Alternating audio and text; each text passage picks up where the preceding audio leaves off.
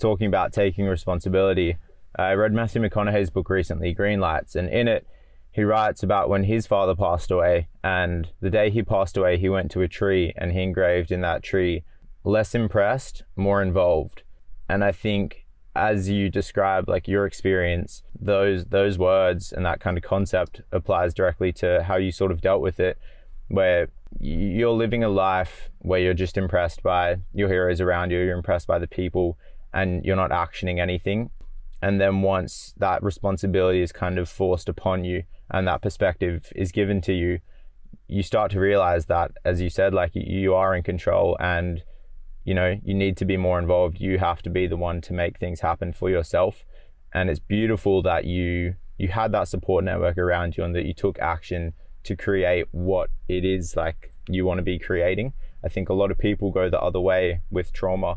You know, you get to that T intersection, you can go left or right, and they're just exponential in terms of where you're going to end up. So it's awesome to hear that, yeah, you took what I would say is the right road. And what I can tell from what you're saying is like the support, it was like such a major part for you. And I really like the way you broke down the way in which that worked for you in terms of it compounding, and like the fact that you were together so close knit, and if you go through that same thing, you just build upwards together, because you guys had a choice. You know what I mean? You had a choice. You could resent each other and just fall victim and just live in that pain. Well, hide away from that pain, really.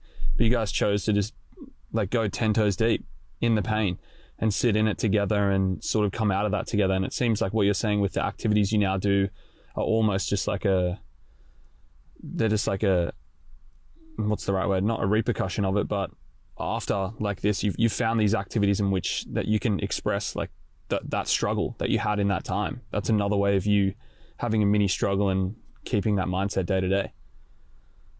I 100% agree with you.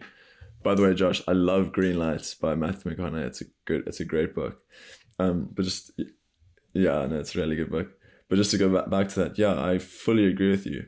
Like I kind of have started a lifestyle where I'll look for a lot of challenges and try and seek discomfort from day to day, because it kind of reminds me of the experiences I've been in the past.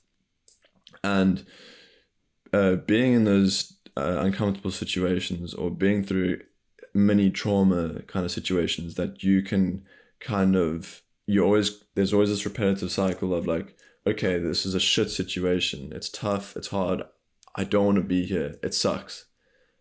But then you can kind of gauge the place where you can come out of it and how you can overcome that. And every time you overcome it, so let's say you go into the wilderness for a few days, it sucks because you gotta survive, and you gotta camp, and you gotta look after yourself, you gotta get water and whatever.